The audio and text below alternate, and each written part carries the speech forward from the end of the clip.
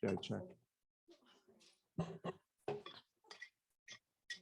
Good evening, everybody. Welcome. So nice to see you. Thank you so much for joining us. Thank you for your patience.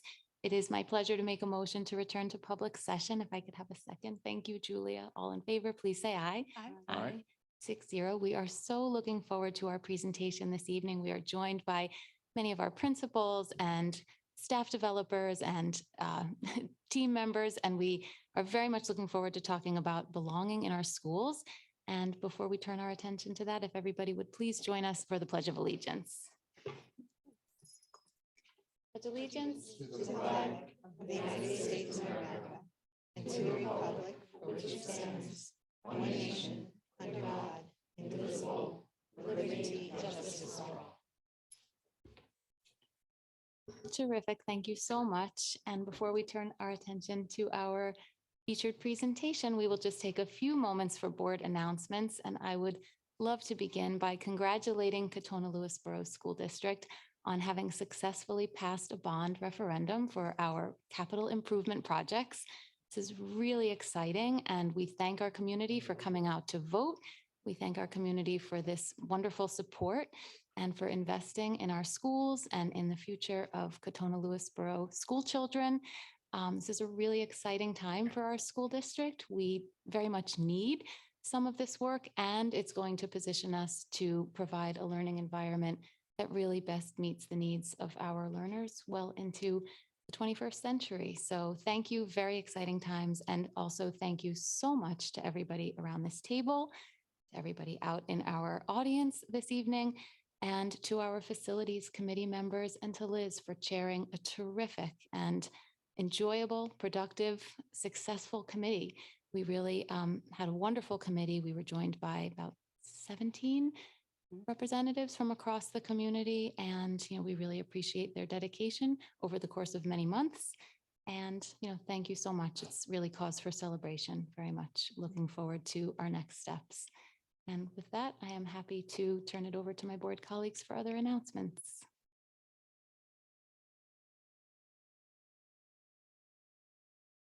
While we're collecting our thoughts, we can always come back, and maybe in the meantime, we can hear from Andrew. So I'm going to interrupt these proceedings for a minute, because this week, all throughout New York State is Board of Education Recognition Week. Governor Hochul has so declared it so with a proclamation. And for anyone who's never served as a board trustee on a Board of Education, I can't imagine that you would know how much work goes into this behind the scenes, and meetings and readings and many, many hours every week. And so we are enormously appreciative of our board, as we are boards in public school districts all across the state, for the work that they do in support of public education. So we certainly want to take a moment and say thank you to our board on behalf of the community. And I'm happy also to introduce Veronica Screlia, who's here tonight representing our parent council, which is all of our PTO leadership groups, and who also has a few words for the board. Thanks, Veronica. Hello, I'm Veronica, and I am Parent Council President this year. I think everyone said that sound okay. I hope you all enjoyed the little treat from Farmer's Grind. They're one of my favorites. So this is from Parent Council. Dear Board of Education members, on behalf of the members of the 2022-2023 Katona-Lewisboro School District Parent Council, we join the state of New York in saluting local Board of Education members during School Board Week. This commemorative week recognizes the tremendous contributions made by school board members across New York State, including you, as the Katona-Lewisboro School District Board of Education members, who are tasked with governing public education under New York law. We are fortunate to have a dedicated group leading our school district and looking out for the best interest of our children. We want to thank you for your leadership, your commitment to our students and our community, and your support and mission to continually improve education for our children. We appreciate your endless dedication to returning our schools to normal after the past 2 years. Thank you all for your hard work on the capital improvement project referendum. We are so excited it passed and look forward to the additions and upgrades in all our buildings. We recognize the countless hours you spend serving our students, faculty, administration, and staff. Most importantly, we appreciate every one of you who have stepped up to guide education in our community. Thank you. Thank you. Thank you, Veronica. Thank you. Thank you not only for taking the time to be with us tonight and for the delicious treats, which we very much appreciate and will continue to appreciate throughout the evening, I promise. But also thank you for your leadership. Thank you to Parent Council for all that you're doing to keep our students and our parents engaged and for partnering with building leaders to provide enriching programming. We really could not do what we do without you, and we are sincerely grateful to you for your partnership, and thank you. We're humbled by your words, and we really, really appreciate it. Thank you for recognizing us. Thank you. Very nice. Thank you. Did we? Well, I have we do have- one other thing, two other things Sure, to say, please. but otherwise we can continue with any other board updates. No? were there any other board announcements in the meantime? I think the We're bond still was sort of the stunned. big All right. event between Yeah. last week and this week. So I'll just say a few words about that too. And it's nice to be celebrating our board in a celebratory week in which a lot of your hard work has paid off so nicely for the future of our schools and the district and our staff and our students. It really is very exciting. And we appreciate everyone that Marjorie just mentioned and all of those in the community who came out in support. I can't imagine there's ever been a bond vote that passed unanimously in any school district. And I say that because we also want to acknowledge that it didn't have unanimous support, and we want to remain mindful of those who didn't support the bond, and we can pledge to continue being mindful of our entire community in the ways we move forward. And we try very hard to be thoughtful about all the work that we do and all the projects we put forward with the entire community in mind. But we really do thank everybody who came out, regardless of how you voted. We appreciate the participation in the democratic process always. It's good modeling for Jake and for all of our other students. So we appreciate all of that. And thank you. And thank you to Kim Monson, who does an enormous amount of work to make any events such as these happen. Thank you very much, Kim. We really appreciate all that you do to make these events possible. And then the only other thing is I wanted to put in a plug next week. We have our first Learning Cafe of this school year. A notice went out yesterday or the day before to community members. The topic for next week, very similar to the topic we're going to hear about tonight. We were very focused on this topic of belonging and what it means and how we go about creating it, what some of the obstacles are. And we look forward to inviting our community to come join us for more of that conversation next week. So tonight maybe serves as a teaser for that. You'll hear quite a lot tonight from staff. And if it's of interest, we hope even more folks will come out next week and join us in conversation as we continue thinking about this important topic. We do ask community members to let us know by way of a form that's linked in the invitation that went out. If you do plan to join us, it helps us plan for the evening if we know how many people are coming and who's coming to that event. So that's all I had for tonight. Thanks, Marjorie. Great. Thank you. Wonderful. I think if there are no further announcements, please. I'll just note that last week or the week before, after school activities resumed and before school activities resumed in some of the elementary schools, which was very exciting. Certainly for parents, and I think for the kids as well. It's nice to have those extracurriculars and enrichments. Great. Thank you. That's wonderful. Okay, if there are no further announcements, then we are really excited to think together about belonging in our schools and what that looks like and sounds like. Thank you. Thank you, Marjorie. And I'll turn over to Mary. Great. Thanks, Mary. Thank you. So good evening, everyone. Good evening. And so we're just going to transition our seating arrangement. So we'll transition a few times this evening. And first, we are going to be joined this evening. Let me get my clicker ready here. By our principals, our wonderful principals at all levels, and our SEL and equity curriculum integration leaders. So first we'll have our elementary principals and our SEL and equity curriculum integration leader join us. So we have Ashlyn Field, principal of Meadow Pond, Carrie Ford, principal of Increase Miller, Christy Harris, principal of Katona Elementary, and Jocelyn Lividini, who's our SEL equity curriculum integration leader. Welcome. Thank you. Coming with many props. I Yes. see. Baskets full. So just as we're getting ready, we always have this reminder of our focus areas. And these focus areas really drive our work in many, many ways. But when we talk about belonging, we feel that belonging is kind of the bridge between our DEI work and our SEL work. So we want all students who come through our doors to feel welcomed and affirmed in our classrooms and on our fields and everywhere else. So it's really important to us that everyone feels that strong sense of belonging. And we just have a quote here, which is a widely accepted definition in the research and literature of belonging. What we mean by that, belonging in schools, the extent to which children feel individually welcomed, respected, included, and supported by others within the school social environment. And I think that really sets the stage for what you will hear this evening. And just a few other quotes from the literature, which you can see there, but it really has, it's been well researched that it has an impact on well-being, identity development, mental health, which we know is very important. In our next board meeting, actually, we'll be hearing much more about that, but also on students' academic motivation and sense of well-being in the classroom. So it does have a significant impact on learning as well as overall well-being. And of course, as we all know, last June, our board policy was adopted, the diversity, equity, and inclusion policy, and belonging, of course, it plays a major role there. So when we think about that welcoming environment for all students, staff, parents, and community members, it plays a major role there. And this culturally responsive and affirming environment. So in past board meetings, we've discussed the culturally responsive and sustaining framework from New York State. So that's a part of this work as well as the social emotional benchmarks that NYSED has put out. So that all of those things inform our work and help to guide us. But I think the really important work exists within the walls of our schools and how our faculty and administration make sense of all of that and create that environment for students.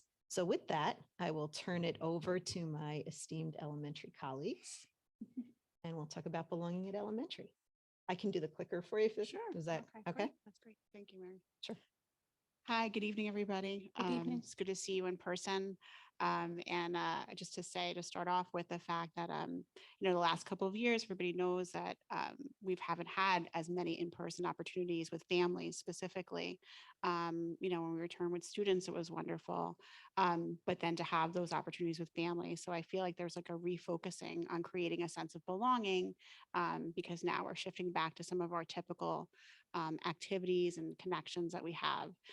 So that's been just wonderful this year. It feels more typical and more normal for sure. So belonging, as you know, is our focus for this evening. And it's still along the lines of mirrors and windows. So we talk about children being able to see themselves in the school or through literature or through the curriculum. And then we talk about windows, right? Seeing the world around them and different representations, whether it be cultures or holidays, race, identity, different identities. So those are that's like the lens that we're looking through. So we really have to start with the staff, and there's been a lot of professional learning to provide them with, a comfort level as well as creating a sense of belonging and talking about some of the work that we're doing. So through faculty meetings, professional learning opportunities, celebrations, and communications, those are some examples of like how we help the staff kind of build that community, and like we do it with each other to build relationships. So for instance, at the beginning of this school year, at our building, we created a Padlet and we had everybody post like what their roles are and their personal information. And, you might be a teacher at school, but you might be a mom or a parent, at home. And what are your identities and who are you? And so we build, connections through the staff. And then that's a model for when they go into the classroom and talk to the children about how to build community as well. Another example would be like the morning meeting book, which is familiar to most of our staff at the elementary.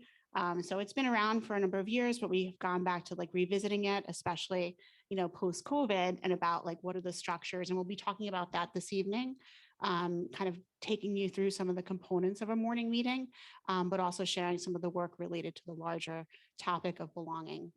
And then like there's other like resources that teachers use to help guide some of that work. So opportunities with families, as we mentioned before, like having those in-person experiences through whether it's curriculum nights or conferences. A lot of the parents have been coming in and being volunteers in the art room or the library, the book fair.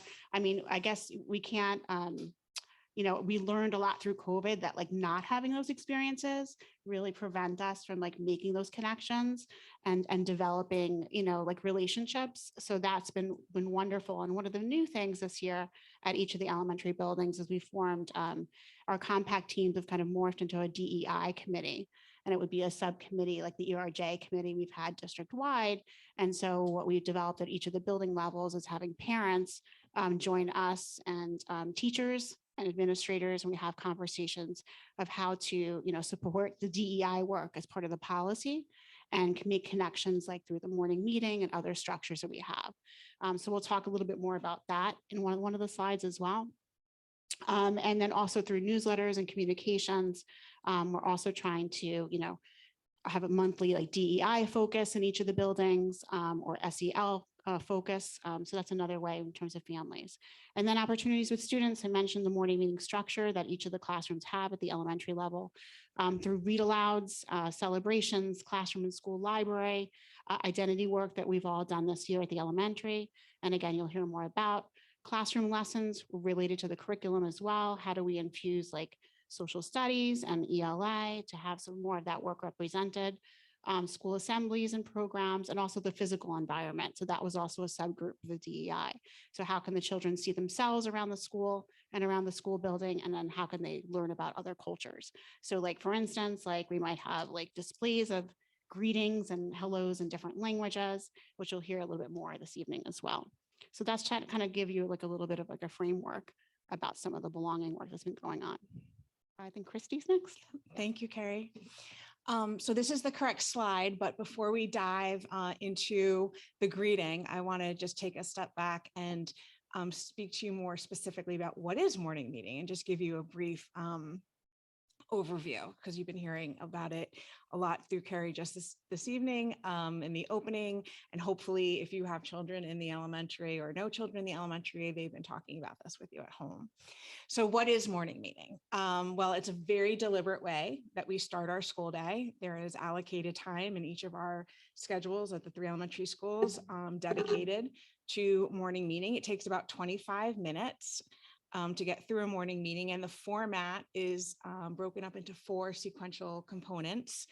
And all of the classroom members, students, and the adults in the classroom gather together, usually in a circle formation, and they're there to first greet each other, listen and respond to each other during a share, practice SEL or academic skills during a group activity, and then look forward to the day together through a written morning message. So those are the 4 components. And so what's the purpose? Why are we spending and dedicating all of this time in our academic day to do this? Well, it sets the tone of respect and trust where students can take risks. It builds connections among and between the students and the adults in the classroom. It merges academics with social emotional learning, and it motivates students through a sense of significance and recognition and belonging, which is the theme of the night. And so why are we investing all this time? We see morning meeting as an investment of time that repays itself over and over again. During morning meetings, students are practicing and developing the skills of attention, listening actively, expression, problem solving, cooperation. And these are foundational skills that you'll see in every lesson during the day, every transition that the children are taking during the day, every interpersonal interaction that takes place. All of the skills and what's being developed during morning meeting extends itself through the remainder of the day. So tonight we are going to actually practice a morning meeting, and we are going to begin with the greeting. And tonight's greeting, it's always very purposeful and intentional. Tonight we're going to greet each other by name, which is the most basic way of providing a sense of recognition and belonging. And we are going to be honoring the language of Italy and the Philippine. And we just finished with Hispanic Heritage Month. So we figured those 3 languages were most relevant right now. So we are going to introduce ourselves with either hola from Spain, Mexico, Hispanic countries, "Cómo from the Philippines, or ciao from Italy. So I'm going to start off, we're going to model, and then you'll get the pattern, and we'll just continue it around. So, "Cómo está?" I'm Christy. ¿Cómo está, Christy? Do you want to pass it around? Sure, why not? Ciao, I'm Ashlyn. Ciao. Ashlyn. Hola, I'm Jocelyn. Hola, Jocelyn. Ciao, I'm Carrie. Ciao, Carrie. ¿Cómo está? I'm Mary. ¿Cómo está, Mary? Hola, I'm Liz. Hola, Liz. And hola, I'm Julia. Hola, Julia. Ciao, I'm Marjorie. Ciao, Marjorie. ¿Cómo está? I'm Andrew. ¿Cómo está, Andrew? Hola, I'm Catherine. Hola, Catherine. Ciao, I'm Bill. Ciao, Bill. ¿Cómo está? I'm Ilana. ¿Cómo está, Ilana? Ciao, I'm Jake. Ciao, Jake. Hola, Kim. So I know you all feel this great sense of belonging. And we've set a tone of trust and respect. And we appreciate you engaging in that greeting, just to get a little taste of what it feels like to enter a classroom each morning. And I'm going to pass it along to my friend, Jocelyn Lividini, who's going to pick up and talk about the share. So good evening, everyone. So the share is the next part of our morning meeting, and it's sometimes referred to as news and views. And this is a great opportunity for the students to learn about their classmates. But obviously we just shared our names, but this is a great opportunity for them to figure out some things that their classmates enjoy, things that that's part of their culture. And it really helps them getting to know one another, but also develop their communication skills. That includes public speaking, which can be very intimidating to an elementary schooler for some. And then also it's active listening. So being able to listen, respond back. Did you hear what the person said? Do you have any questions about it? And the teacher can choose different ways to have the students share. So it could be a group share where everyone goes around and shares about something. It could be a dialogue share where a few people share, and then you can have like a question and answer session afterwards. Or it can also be another type of share where it's like a partner share, where it's a more intimate share. And again, like Christy said, it's very purposeful. So what does the teacher see that needs to be done in the classroom at that time? And I think I also teach 4th grade. As a 4th grade teacher, I think this is a great opportunity to have the students build relationships too. You see that carry on afterwards very often. So we're not going to ask you to share, unfortunately. Please don't be disappointed. But so for the share, I have 4 students that I asked them to share with you a little bit about their experiences with morning meeting. And so they're just a few questions, and it just helps to kind of hear from the perspective of a 4th grader. And the volume needs to be all the way up if we can. They're very brave.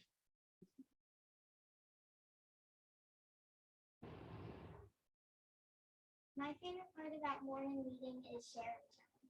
My favorite part about morning meeting is when I get to learn about others. My favorite part is doing the readings in different languages. My favorite part about the morning meeting is playing the games. My favorite game in morning meeting would be like to play 7 and Up. My favorite game would be playing Zoom. And my favorite game is Fidget Family, and when you get caught on, or when you hear your name or roll that you get, you spin it out. And my favorite game is Evolution. It's basically a hard game of rock, paper, scissors, where if you win, you go up to chicken or dinosaur, or you go down to chicken or egg. It makes me feel excited to start the day. It makes me feel pleasant and high energized. It makes me feel like I get to know more about my classmates. Morning meeting makes me feel happy. I think morning meeting is important because you get to know everybody more, and there's a part where you get to know about what they celebrate.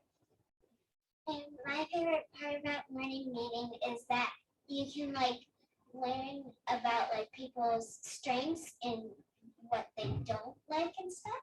I think morning meeting is important because you can learn more languages.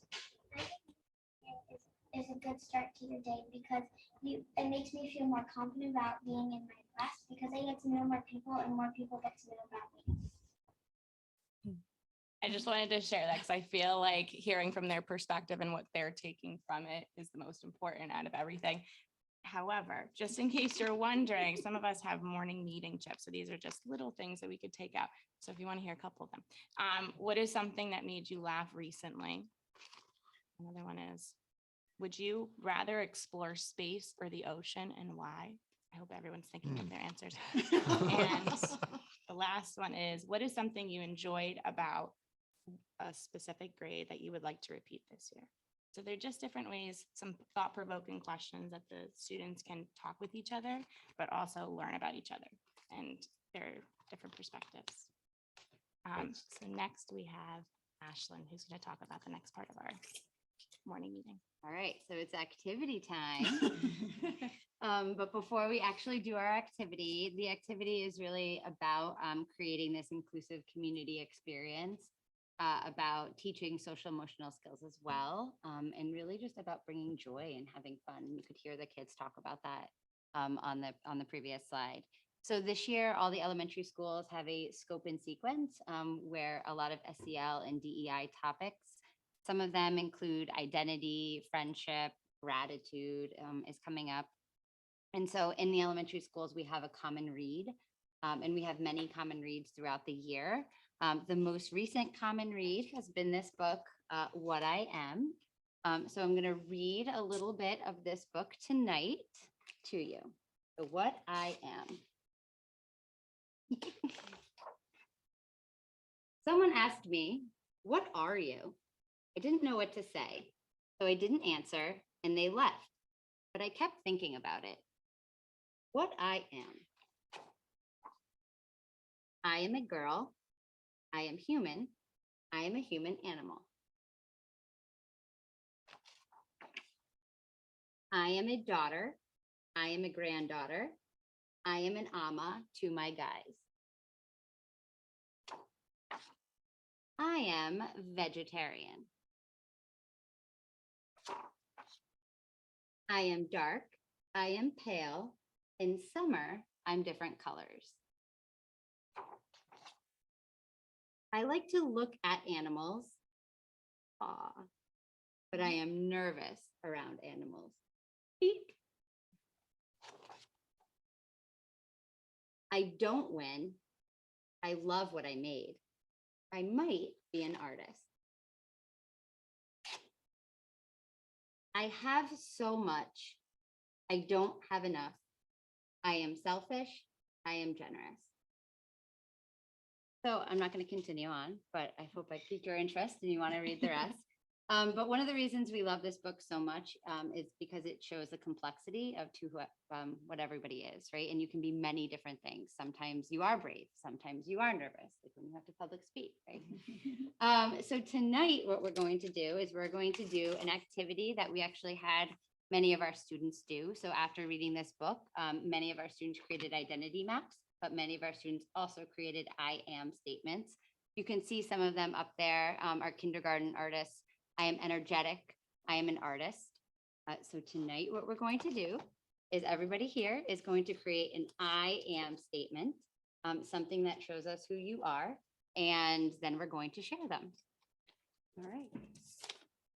So we also talk about materials in elementary school. So we're sharing Sharpies tonight. So please make sure when you're done that you put the cap on tightly and return them back to the bin. Thank you.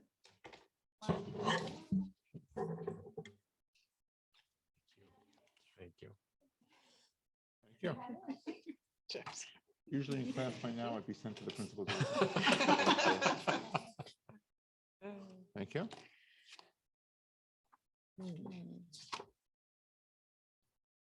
I am a lefty. Yeah.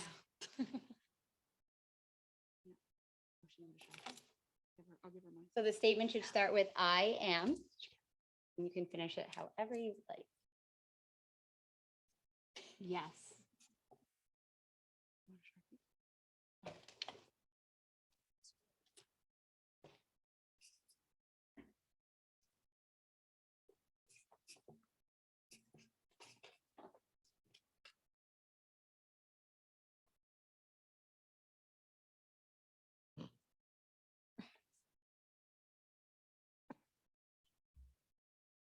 Right, so when you're finished, just look up so that I know you're finished. I remember these instructions. Give a thumbs up.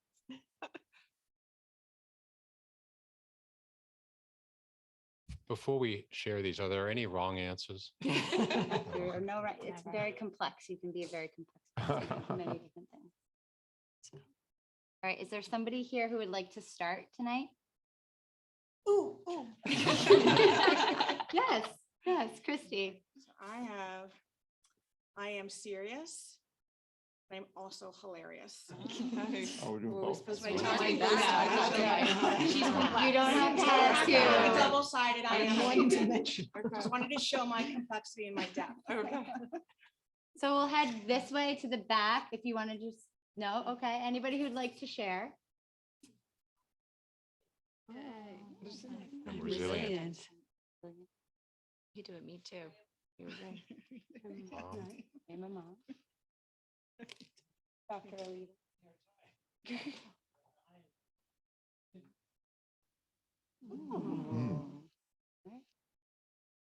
Stephen?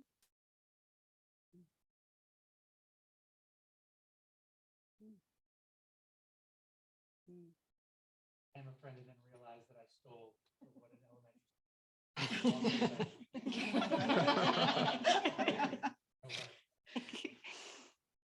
I am an aunt. Well, I'm very hardworking and I'm also a student. I'm a change maker. Mm. I'm a father and I am a Met fan. The two are related. I'm a mom.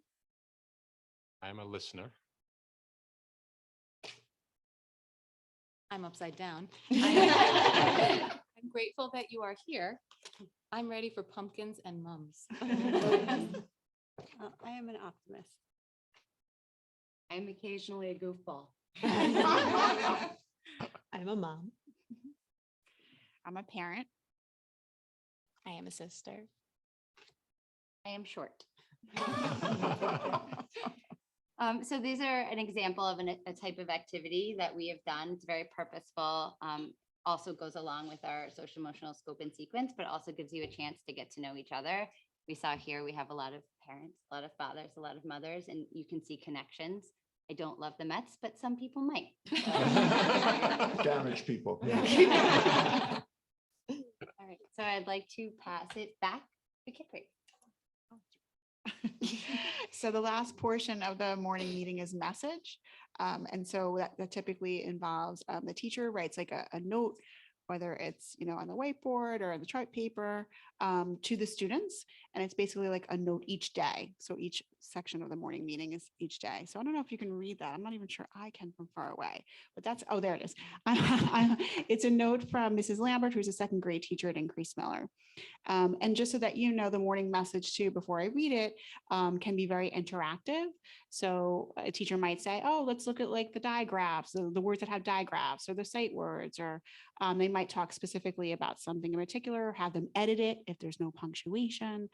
So they also try to make it as interactive as possible.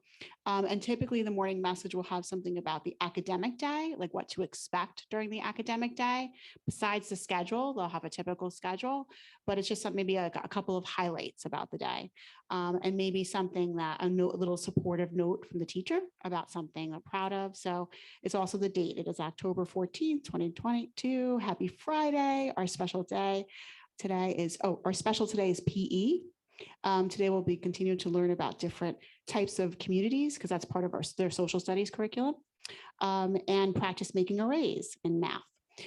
It is also reward day. So I'm so proud of everyone for handing in their homework without any reminders. Keep it up. Let's have a fantastic Friday, love Mrs. Lambert. So that would be a classroom example. And then that's our message to you, the board. I'm not going to read it to you.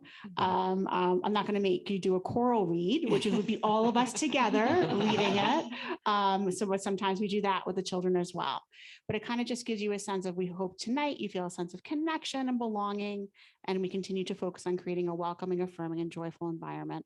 And you can see all the things that are connected and what, the why behind much of the work that we're doing, including the policy that you created last spring, but also all the other things that we should standards that we should touch on, and the things that are important in terms of creating a sense of belonging.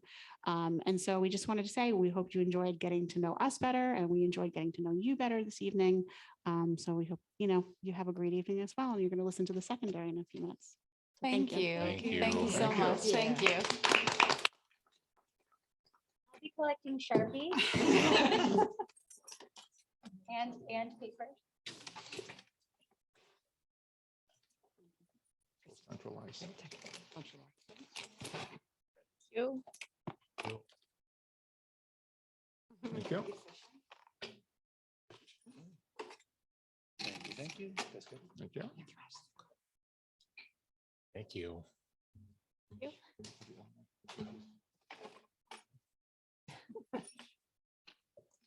Thank you. Actually, Get to keep the Sharpie. Okay, and You now guys I'm don't have joined. props, you might be disappointed. So now we're joined by our wonderful secondary colleagues, our secondary principals, Jeff Swiatowicz and Stephen Ciao. Siciliano, and our curriculum integration leaders, Kendra Collins and Candy Wilmot. Welcome. Hard act to follow. I know that we all do this to each other, right? We have we follow each other at different points during the year, and that's always a hard act to follow. So thank you very much for leading the way. And ciao, everybody. Really a lot of our goals this year, and hopefully what you'll hear is some of the work that we've been doing, and some of the work that we continue to do. And then Kendra will do a great job sharing some of the fantastic work that she is leading at our building with some of the students in her classroom as well. A big part of our process that we're going through this year in the middle school is kind of like reestablishing the middle school, right? I know that I heard Carrie say when she first sat down, it's nice to be here back in person. And I think that we all feel that. We all feel that connection. And there's a lot of work that hasn't been happening over the last couple of years. And so some of our work up here, you'll notice that our school goal is getting to know students well with a focus on the whole student. We want to know students academically. That's an important part of secondary school, but also behaviorally, social emotionally. And so those are really important parts, almost equally as important this year. So some of the work that we've been doing, like the elementary school, we've been doing some identity work in ELA classes. That's probably the largest focus with an academic area. I will tell you that Catherine Graybosch, who's our new assistant principal, did a lot of work as our former staff developer last year with Monica Bermise as well, really working well with the ELA classes. A lot of students make identity maps to find out who they are. So connected with our school goal of getting to know students well, finding out how a student identifies, what makes up their identity is an important piece of that. We've done some work with Facing History. We continue to do work. In fact, Candy and I were talking today about how to get more people involved, especially in our social studies department, but also other members of our community, of our teaching community. A big piece that we were really excited, the first time we've had an open house in person in 3 years. And our teachers, as we walked around from classroom to classroom, teachers were sharing who they were, not just about the 8 minutes about the curriculum and everything that they're going to cover over the course of the year, but I'm the person who's going to be working with your children over the course of the year. And that was really important for us to kind of establish that sense of community. Home base, I wish it was as great as it sounds like morning meeting is at the elementary schools, but it is a way for secondary students to feel connected with each other, with the teacher, and students in other grades. So our home base is grades 6, 7, and 8. So it's about our community, not just how students spend most of the rest of their day by grade level strands, but you can have an older brother or sister's friend, something like that, and really welcome students into the school that way. And then in terms of libraries, we've spent a lot of money in terms of our the investments in our classroom and school library. If any of you have been in our library, it has changed significantly over the past couple of years to be a warm and inviting place for our students. And our classroom libraries are following closely behind. We've invested in book groups. We've invested in making sure that students have just right books for themselves so that they match their reading, like what we know about them as readers and what they're experiencing through our curriculum. So just like the elementary school, windows, mirrors, and sliding glass doors, we make sure that students are represented in the libraries, in their classrooms, and in our building. One thing that we didn't put up here, and one thing that I really am proud of, is the work that we do with our clubs. Students, we really want to make sure that they feel connected to our community, and a lot of students do that through clubs. And again, a 6th, 7th, and 8th grade club, you can really connect and be part of the larger community. Make sure I didn't miss anything here, which I usually do. All right. For our next slide, thank you. Some of our newer work last year, again, with students being back after a pandemic, every teacher in our building, if they were teaching during a certain period, taught an SEL lesson. So teachers who taught first period last year taught an SEL lesson to the students who were in their first period class. Students who taught second period taught students in their second period class over the course of the year. This was really important to us last year because we knew students were coming back not having had those and established those connections. So that was like our welcome back to middle school last year. This year, we are focusing more with our 6th grade students and really planning on building over the next couple of years with SEL lessons that are appropriate for each grade in the middle school. You see something up there called a sneaker activity. You might think like we're trading shoes. No. So that connects with the saying walking in someone else's shoes. So last year, we noticed that our 7th grade students in particular were having a very difficult year and having some struggles with each other. So we asked them to share information with the community. They did not have to put their name on it, but something that's hidden about them that they wanted to share with the rest of our community. And then we asked students to go around and notice things about their classmates, knowing that behind a person, there are things going on. Students shared some very personal things. Divorce, loss, grief, positive things as well. But it was interesting for students to go around and read that. Like the elementary school, we did start the year with faculty getting to know each other a little bit better. So we did do a Padlet. We asked people who they are, what they teach, something fun they did over the summer, and to post a picture of that, and their birthday. And we have, for each faculty meeting so far, celebrated birthdays in recognition of whose birthday is coming up as a way to bring us together. I'm going to pause and say that Kendra will be talking about the social justice hero projects and the bulletin boards, which have really been, over the course of the past year and even this year, an amazing support for the work that we're doing in the school. Our field trips, there was a picture up there at the beginning of our field trips, and 6th grade is our new community together. So we work together. We go to BOCES offsite, and each team from the 3 elementary schools and students new to our district, they create team at our BOCES field trip. So that's something local. Students are outdoors at that time. For 7th grade, we do team building across teams. We go up to Mountain Lakes and have a day together as a grade. So again, a local trip. And for 8th grade, we go to the adventure course. It's more of an individual challenge. We go down to Purchase for the climbing course down there.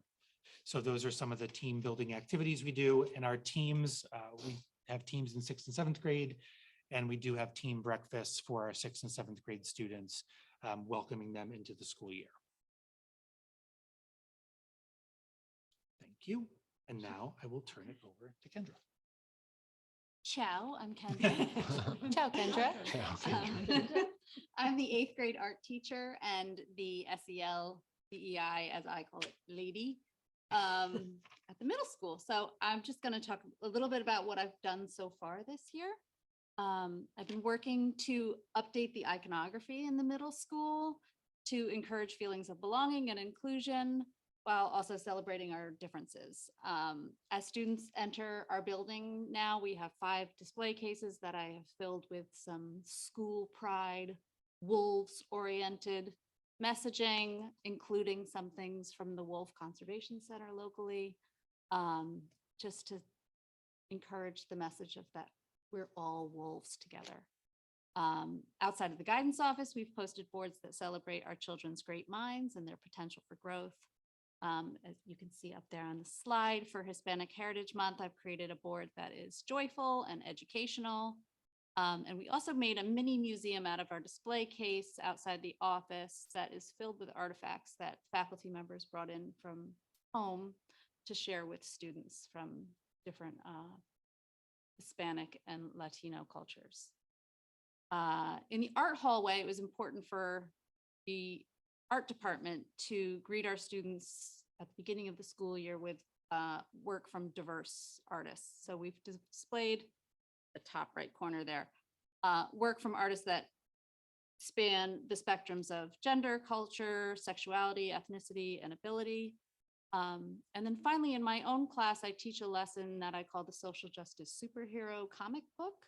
So students will choose a real life social justice hero, somebody who risked it all to make change for others.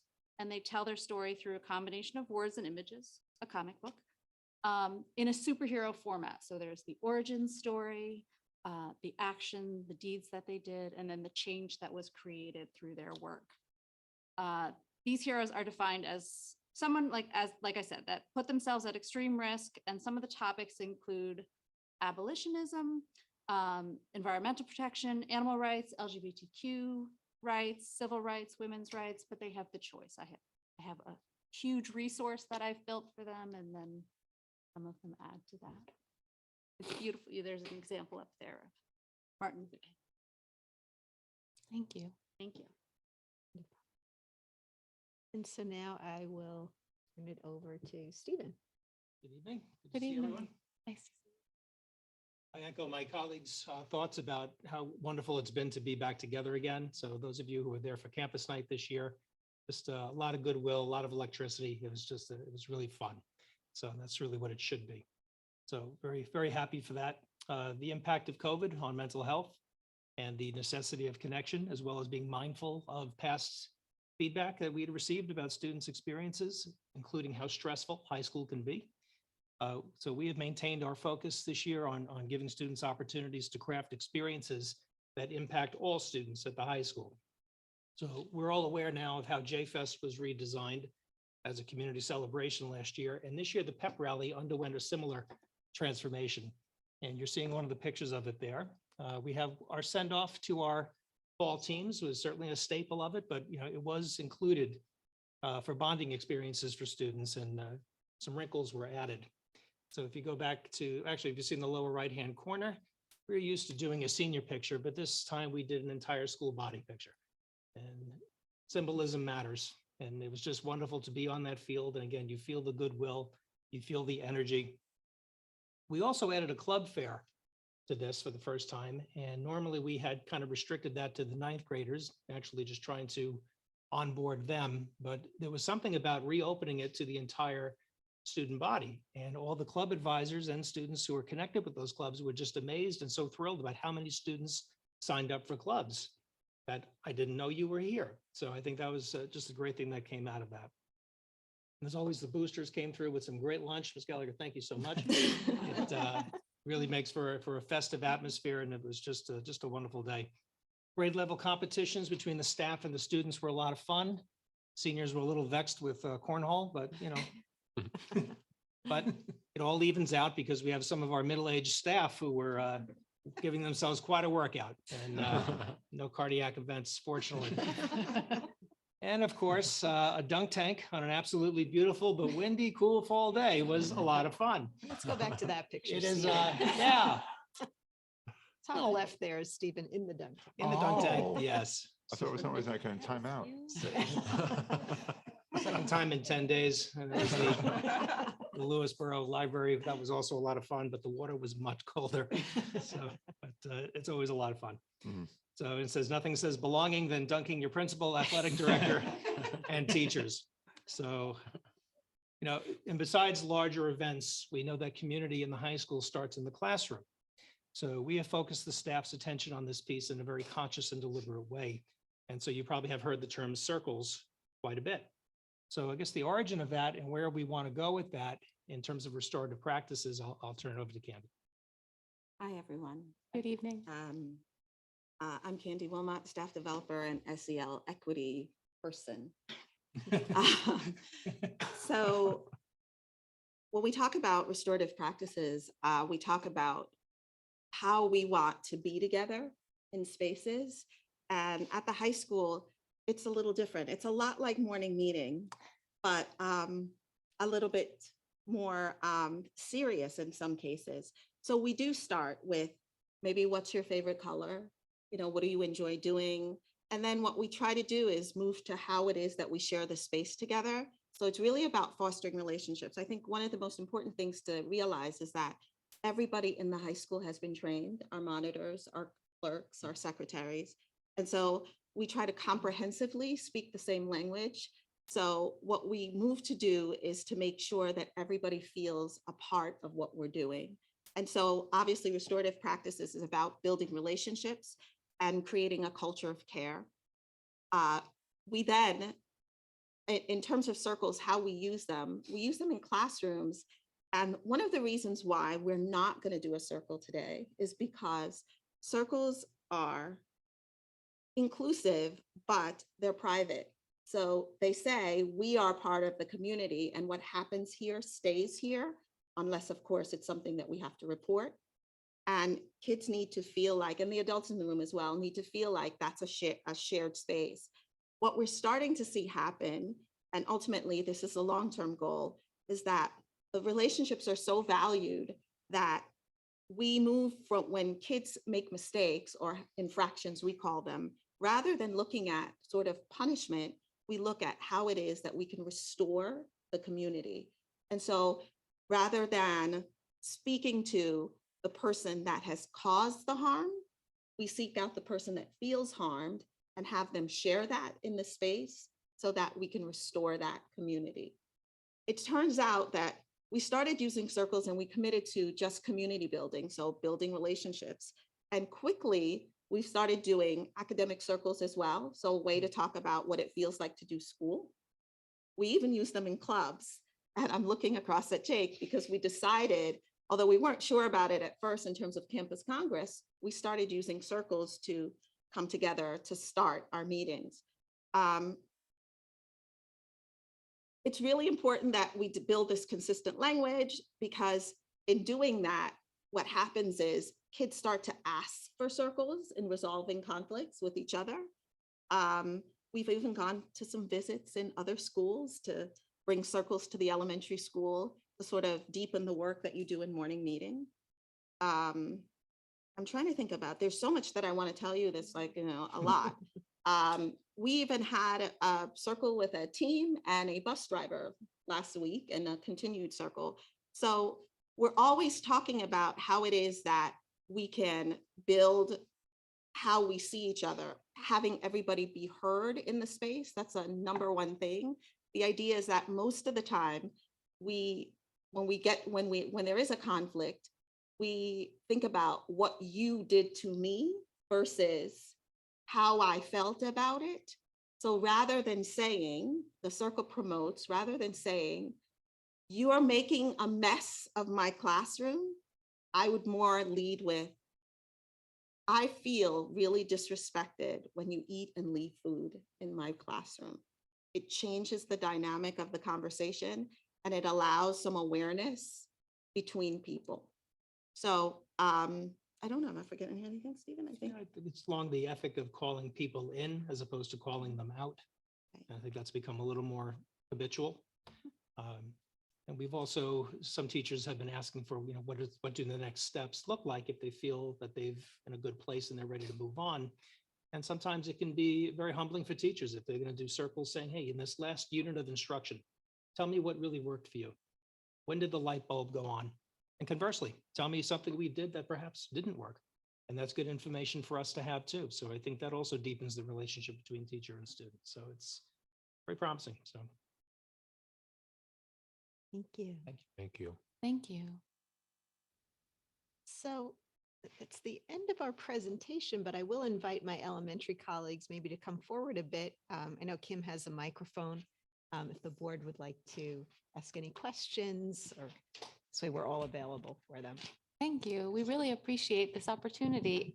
It's wonderful to hear how dedicated you all are to being present in the process of welcoming kids back to school and being explicit about the reality that although things are starting to feel more normal, we're actually in a position of having to sort of reflect back on where we left off before this incredibly disruptive period of time that we've been coming through.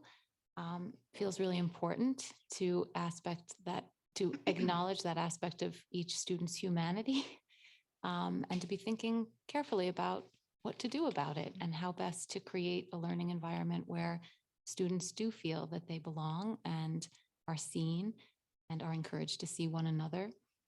It's terrific. So we feel very grateful for the work that you're doing. I'll pause there in case anybody has comments or questions. Please, Catherine. Thank you. I love when you guys come in and it just makes me feel good. I did want to say for the high school, I have two high schoolers, and my ninth grader actually said homecoming was the best day of her life. So that was really amazing. And at J-Fest last year. So I'm so grateful, Lorraine, and to the boosters, really so grateful for your participation and for the administration and the teachers for taking the time from your school day and important work. And it was really interesting. The other night we were sitting at dinner and the kids brought up this idea of circle time, and I hadn't heard about it before. And I kind of looked at them, I'm like, we're in ninth grade and 12th grade, not in kindergarten. And it just took me a while to get there because I mean, here they are like taking, these classes. And I'm like, wait a minute, what are you doing? You're having circle time? They love it. I can't tell you, we spent the whole dinner, it must have been 30 minutes talking about this idea of circle time and what they've learned from their peers and from the teachers that are also involved. It's been such an amazing experience for them socially and emotionally. Can you share a little bit more? I actually hope that you continue doing it throughout the year. And are you doing it once a week? And does it matter? I know that, Jeff, you talked about that it was just sort of in the middle school, it was kind of during home base. What's the rhyme and reason in the high school? Because I would love to see it continue. So we have a schedule for circles. So there are different types of circle. Just for brevity, we try to circle up every day briefly to check in. However, once a week, teachers run a longer circle and we follow the extra help schedule. So they may have a 40-minute circle once a week, and it can be an academic circle or it can be a social circle, but whatever the need is. Recently, we had a stop everything circle where we had an incident that happened in school that we needed to address. And we used the principal's letter as the prompt, and it became a very, serious and intimate circle. It only happened in English classes so that kids weren't dealing with it all through the day. So there are lots of ways that we execute circle. It becomes a little bit confusing sometimes. So when they say circle time, it might feel like, well, when does this happen? Is this happening every day? They might be doing some kind of circle activity every day, but the longer circles are once a week. I hope that answers your question. Thank you. It's perfect. I'd love to see it continue. Question. I think a number of you mentioned how important and good it felt to be back fully in person and to have some sense of normalcy. I was wondering if you could just expand on how that impacts the work and what might have made this type of work particularly challenging over the last couple of years.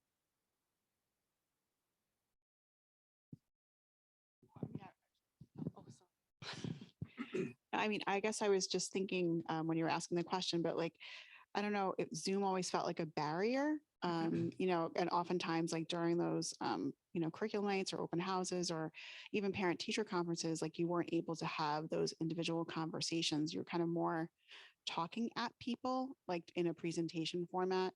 But it's so different when people come in and you're able to like listen and have this like reciprocal conversation whether it was even like, parent conversations for, for specific reasons, or just even like when you're presenting and the feedback that you get. Um, even for teachers in the classroom, like to see what the students are producing. And then, but I think like the families coming in, the parents and the volunteers, they're so excited. And like even the children, like when they're walking around the building, like, oh, my mom's in the library, or my mom's like in the art room, and they're hanging up things in the hallway. Or I saw my parent, like when we have our compact team meetings once a month, the parents are like, oh, okay, they're arriving now, because we do it early in the morning. So the children are coming in off of the buses, or, and they're like, oh, I'm going to find my child. And it's just like a connection, that was like lost during COVID. So, but it's also helpful for the staff and for all of us to, in those like hallway conversations, or, an arrival or dismissal, like those are all missing when we had COVID. So, and they seem minor, but, they mean a lot, like those quick interactions and conversations. So that's just my experience. Thanks. I was going to mention that during the COVID years, everything worked very much in isolation, like in the classrooms. And so now that we've sort of opened up the campus and the classrooms, we're seeing things much more as like a school-based way of looking at things. So like we're revisiting and reintroducing just standard expectations for like, how do we walk in the hallways, and how do we use the bathrooms, and how do we behave on a bus, and in all the different areas across the day. All three elementary schools have created a expectations matrix that's suited just for our schools and how we want or need things to be running. And it's a school-wide effort and doesn't feel so isolated anymore. And now we all are accountable to each other for walking quietly in the hallways so that we're not disruptive to classes there. Whereas during the years of COVID, for some reason, everyone had masks on, nobody was talking, they were moving in isolation, very limited through the building. But now that everyone's moving around and we're going here and there, like it becomes a need again to be thinking about how are we walking in the hallways. So that has just been really, really kind of exciting, and to reset in that way. And the other thing I wanted to mention was we call it a sharing assembly, but it's what did you call it? Town hall and community meeting at the school. So we haven't had those for years. And so the way we did it at Katona is we had to teach children how to behave in a sharing assembly. They'd never been to one before. They had never been to an event that the whole school was at. So we literally talked about and practiced with the kindergarten through second grade students. How do you sit? How do you respond to something that's funny? When do you clap? Where do you look? We had to teach them how to actually behave and participate appropriately in a sharing assembly. And then when we had our first sharing assembly, it was just super, super exciting to have everybody together, and the school spirit that's just been lacking because of the restraints and constraints that we've had was just all sort of coming alive at the assembly when everyone's all together and you hear people cheering, you're hearing your school song and you're doing your school pledge, and all of that's coming back. So it makes a big difference. Just very quick, but I also think, like everyone's saying, there's a lot of social cues and norms that were lost. So if you think about a Zoom screen, if someone's feeling uncomfortable, what are you seeing on the Zoom screen? And so that's something I definitely see with students, is like helping them look at body language, helping them like analyze tone and voice. If someone's screen was off, you didn't know what they were thinking or anything like that. But now you're in person, you're making eye contact, you're using someone's name. So a lot of the practices that we have, like simple stuff of, okay, how are we sitting on a carpet? But more importantly, if someone's asking a question, how do you respond? And how can you respond respectfully? So it's like a lot of things that have been, exactly, things that were lost and that were norms to us growing up. They didn't have that experience. So it's rebuilding everything. And I think they really love that structure too. It's almost like they were craving it, and it helps them feel like it's a safe space because they know what to expect. So if they're going to an assembly, I had one of my students, she's like, assembly. It's kindergarten. I don't know what to do. And I was like, okay, come sit next to me. We're going to talk. And we literally had our community, I call it community meeting too, for morning meeting, our sharing was, what do you remember about assemblies and how can we like make ourselves feel welcome there? So it's a lot of like rebuilding, but they're very excited about it at the same time because it definitely brings a sense of safety. In addition to the emotional pieces that we've been talking about, we also have paid a lot of attention to how does this impact instruction? And so meeting with curriculum leaders the other day, just how important it is to formatively assess, do not wait for the test. We can't fall into the trap of teach, test, hope for the best, as it says. So I think that's just by design or by default. So we're really trying to do things deliberately. And we watched a lot of social norms changed, right? The handoff from year to year, even PTO events. You miss 2 years of a PTO event, it's almost like you're starting from scratch. But you know, students in the middle school, they want to connect socially. So how did they do that? In the absence of being together, they connected on their phones. So, you know, reestablishing our norms of, you know, a lack of cell phones in our community is important for us so that you can re-communicate with people around you and, you know, put the cell phone aside until you're with your parents in the car. Yeah, so, but those, again, a lot of norms changed. Kendra, anything from the classroom No, perspective? I would say it's a lot, like Jossie was saying, that they lost social skills that need to be relearned that are different when you're in person from when you're on a device far apart with that barrier. It's also been nice to recreate routine, which was sort of lost, especially in the transitions back and forth. And with quarantining, there was so much stopping and trying to start again. And it was just always starting over again. So it's been really nice to see like just how quickly we can move when we're always there together. It's really exciting. The energy is much different. I wanted to add, what I love to see about the circles is how quickly kids and their teacher become a community. And so you have to ask permission to enter the circle. And there's no way for you not to be seen or heard. You may not choose to speak, so we use a talking piece. But if you don't want to speak that day, you can pass. And one of the things that when we started, you know, because of what has happened over the, you know, COVID period, I had teachers come and say, I had kids that like pass like every round. And I said, it's okay, just stick with the process. And those same teachers came back and said, you know, things are changing, right? Because trust takes time and it takes time to build a community. And a lot of times we feel like everything is okay, but there's no real way to know that if we're not engaging to ask if we're okay.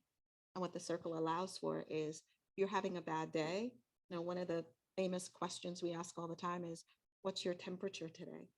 And it's a good way to start, because if there is something in the space, we can address it. Yeah, please, Bill. This was wonderful.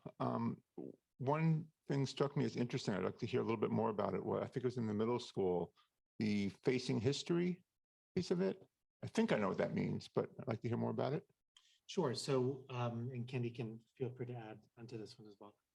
But it's really a new way to look at history, right? So I know I've probably said this before, so stop me if I'm boring you with something we've said in a previous board meeting. But, you know, for years, history was the thing that was written down that you read from the book, et cetera.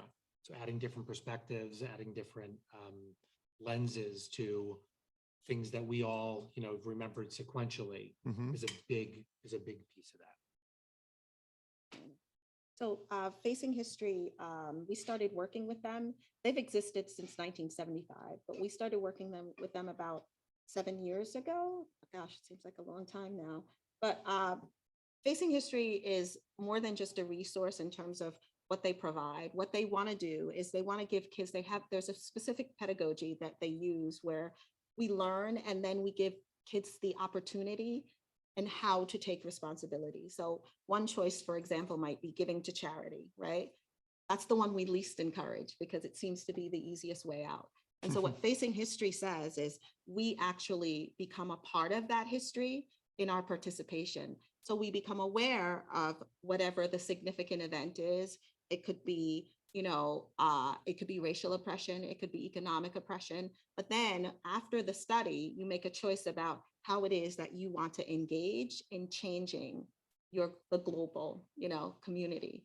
And so usually what happens is we ask kids to make some choices about how they want to honor certain groups or memorialize certain events, et cetera, et cetera. But there's a specific pedagogy that Right. deals with how it is that we learn ethically and then how we participate in making change. Sounds wonderful. Does it work? Not does it work, but has there been resistance? So I do remember when I was first, seriously studying history, it was very disillusioning. If you really got into it a little Right. bit, it's not just as simple and easy as we thought it was. But do it's a little bit of a hot button issue today too. Do you get pushback, or do people really, do you think people are really trying to understand it from a new perspective? I would say yes, but as with anything, you don't get complete buy-in. One of the things that we look at first, and the important work becomes this idea of critical consciousness. So this idea is, do you want to do this work? Are you entering this work through the lens of, I understand that there are some things that I thought were true that are not true, right? So that's the hardest part. And then we move to sort of, once we begin to understand this history, how do we begin to look at upstanders, bystanders? One of the things is Facing History was grounded in Holocaust studies initially, and they expanded over the years. And so this idea of, we would like to think that the monstrosities that happen in the world are something, when we look at people, we say, well, that they're not human. But what we realize is that they're humans, and often educated humans, that commit the worst atrocities in the world.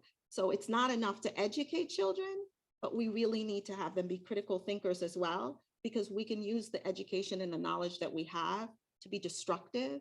And so it's important, that piece about, what is my responsibility to my community? What am I supposed to do? What does an upstander look like? How do I respond to a world where there's injustice? Do I have an obligation to stand up when there's something that's wrong? And so those are all the tenets of Facing History. And as for kids are always interested. We have a Facing History course, and as a result of COVID, I think it's not running because there's all this competition. We're not taking it off the program schedule. Right. However, we started with Native American history, and then we moved to a bit of Reconstruction. Not a lot, because it was a semester course, but those are the big questions that come up in terms of how we look at history, and then juxtaposing that with studying current history. So As Kenny said, it's a Really structural interesting. limitation in that you're dealing with survey courses. You'd love to get the rich electives that you would see in a college program, Right. but that's not There's us. always that tension of depth and breadth. But the pedagogy can impact, we have English teachers who've taken a lot of the professional learning, social studies teachers, so it still has an impact even if students aren't in that course, that semester one course. And this year we're inviting some of our middle school teachers. It's late. I'm sorry, the words get all jumbled. To join us in this critical consciousness around equity and justice through Facing History, and linked to BOCES as well, but also the consultant that we've been working with for years is going to come to talk to us about how we want to expand the work for the 23-24 year. It's exciting. Yeah, very nice.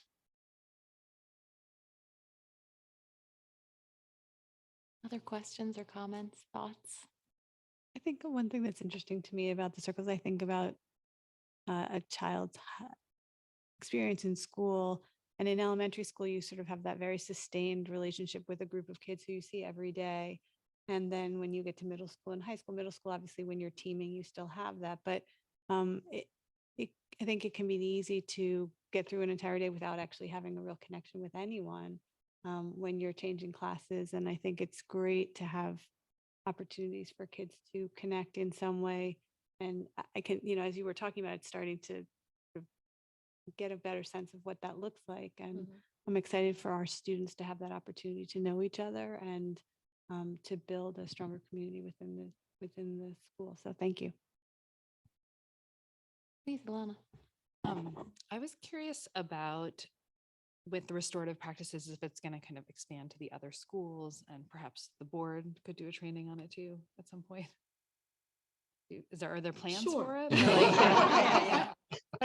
you see it happening in the middle school at some point also? Is that like what, it's hard to answer that because it's not necessarily a decision I can make, but what I can tell you is that I've been very just fascinated with where circles kind of end up. So, it was sort of designed for us to engage as adults with each other and, with our kids, but everything that happens now, and I really feel comfortable saying everything, Stephen will say, do we need a circle?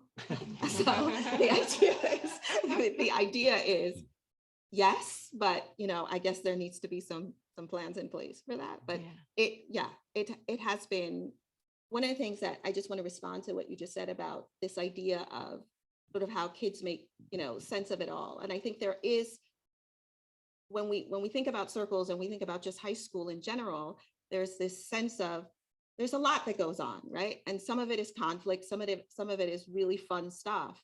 And what circles do is it prepares kids how to sort of talk about things that are good, but also talk about things that are not so good, but in the direction of resolving it, moving forward, not being stuck in, this is how I feel harmed.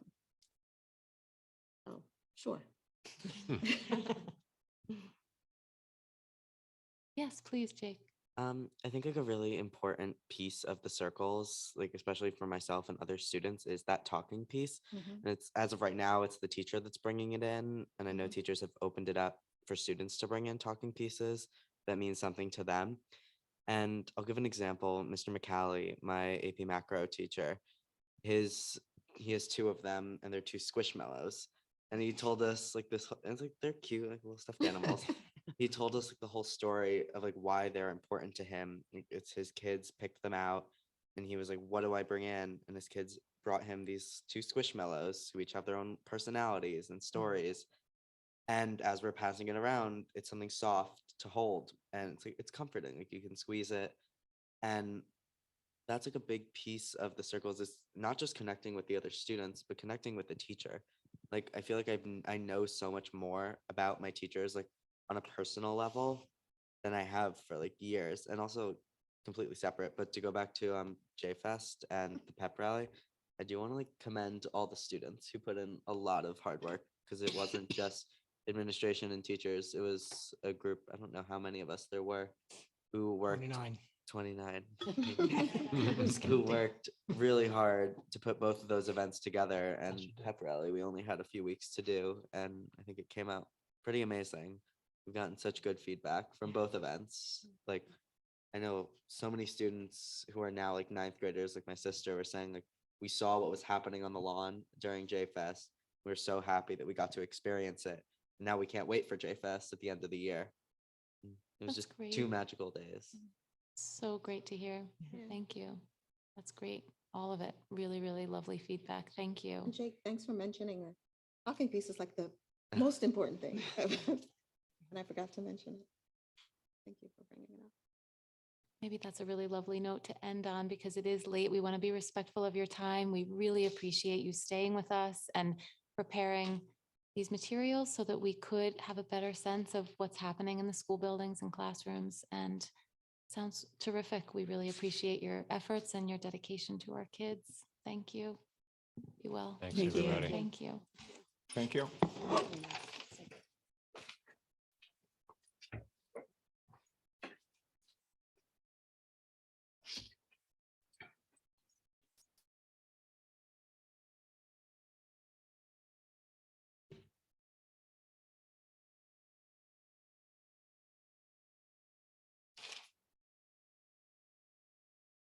Good night, everyone. Thank you so much. Good night. Thank you. Thank you.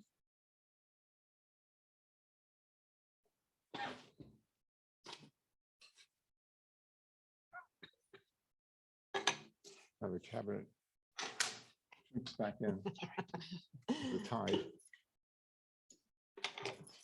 Terrific. And while our administrators are joining us back at the table, I'll just mention that now we're going to look ahead to discussion 7.02, which is an opportunity for the board to have some discussion about one of our board policies related to public participation at board meetings.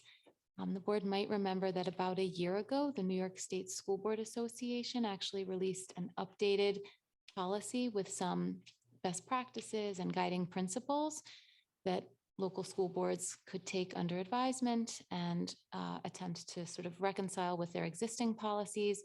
And tonight really is our first opportunity to hear from our policy committee and from Andrew about some thinking around how our policy has served our district well, opportunities for us to think about some incremental changes in light of the NISBA NISBA draft policy and best practices. And I'm happy to turn it over to you, Andrew, if you want to take us through that. Thank you. Or to Bill for policy, just please. maybe a little bit of an introduction. This policy is sort of probably the policy that most exemplifies it's for all of us. It's for the board as much as anything else to come to some understanding, and it's sort of to lay some groundwork around the element of the public input. So, the one thing is to reiterate that this is our meeting to conduct business in public as opposed to a meeting for the public. On the other hand, you want to be inclusive and let people express themselves. But, to sort of come up with some, I don't know, enforceable rubrics and ground rules, if you will. I think there's sort of at least 3, maybe more specific points that I think the board needs to sort of come to a decision. This was the one policy I think in policy committee was sort of reluctant to say, well, we'll come up with an answer and present it to the board and see what they say. This was really more, well, I just have to find out what the others think about this, because this is not right or wrong. It's just, what do you prefer? So I think the 3 general issues to discuss is should there be an overall time limit to public comment? Okay, just how long a period should it be? We have a 3-minute limit to speakers. I don't think we've universally enforced it. So, I think we have to sort of renew our commitment to some sort of limit. If we agree there should be a limit, what should it be? And, what will be some of the mechanics we'll do if people go over the limit? And then just the concept of, for whatever rules we come up with, do other board members or does the board president have any leeway in making exceptions? And, I have views about all these things, but I think that would frame what's on the table from this policy. I think those are the issues. I'm not sure if I've missed any. No. I just want to emphasize that, as Marjorie pointed out, NISBA put out this guidance last year, and it's not accidental that it came out last year. They were aware that all around New York State, through the course of the pandemic, not necessarily because of the pandemic, but perhaps just the timing, it was becoming increasingly difficult in lots of areas for schools boards to both to conduct their necessary business that they have to do every 2 weeks in our case, and to importantly listen to the voices of the community. And doing both of those things on the same nights, I think NISBA was aware was becoming increasingly challenging. And so it is, as Bill said, it's an effort to try to strike the right balance. NISBA does actually recommend putting in some pretty strict limits, and we may or may not agree with those, depending on what we think is right for our own community. And importantly, just also, I think, to clarify for the community so there isn't confusion around what is the purpose of the meeting and why are we here. This board has always been clear that it's important to hear from the community and to do it in ways that are productive and helpful and not unnecessarily frustrating to people, but also that allow the board to conduct its necessary and important business in effective and efficient ways. So it's just trying to strike all those balances. And I think Bill has correctly identified just in terms of process, as much for the community out there, as because I know the board's already aware of this. Typically, the policy committee spends its meetings going through policies and refining them And then when it's ready, it presents the board with a draft for what we call a first reading, and there are 3 readings. We're not even at the point of that first draft yet, but felt that it was important to come here with just these few particular questions. And then the plan is we'll go back into our committee once there's been some discussion here and use the responses that we hear tonight to form that first draft that'll come back to the board at a later date. So, but Bill has correctly identified the 3 questions we're wondering about. Do we want to take NISBA's recommendation of a very set overall time limit on public comment period? Do we want to more seriously enforce the 3-minute time for individual speakers, and or do we want to give additional discretion to board president to manage the meetings in the way that person sees fit, depending on what's happening that night and what else might be on the agenda, that kind of thing? I don't know if we just want to open it up for questions and thoughts, Liz. I feel pretty strongly that we should be enforcing the 3-minute rule. There is a lot that can be communicated in 3 minutes. And I think that in the interest of allowing whomever arrives and has something to say, it will keep the meeting from stretching into the very next day, which is, I think that everybody here probably is better for. So with that said, and maybe this is recency bias right now, but putting an overall cap on the public comment portion of the meeting, I could be convinced either way. I don't feel very strongly about that. My inclination would be not to do it if we would be, pretty stringent with the 3 minutes. And I would be also inclined to let Marjorie, manage on the fly, depending on, what the circumstances are. That's where I am. I'm just keeping track a little bit. Because I can't read what I write, I have to type it. Does anybody want to weigh in on a different aspect or a different question, or respond to what's on the table now with respect to an opinion? I think it's also okay if board members don't have very strong feelings on some of these bless you questions. Then, I think the message back to the policy committee is that we are then deferring to the policy committee to have continued discussion in the policy committee and to bring us back your best thinking. So I don't want anybody to feel pressured to really weigh in on each and every one of the questions. But I think it is a great opportunity, to the extent that board members have some strong feelings or questions about how to move forward. Be great to hear from everybody, or anybody, I should say. No pressure. So I think in terms of setting the overall time limit, I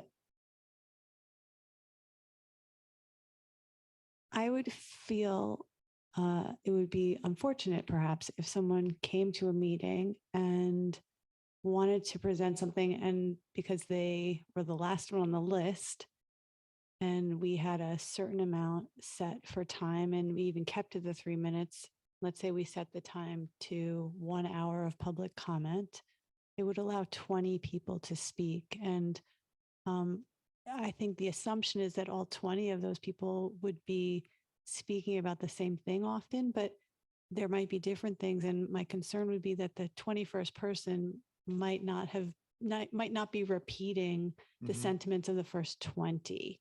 And so that's where I feel hesitant to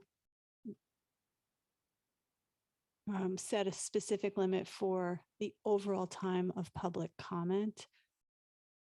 With that being said, I also feel that sometimes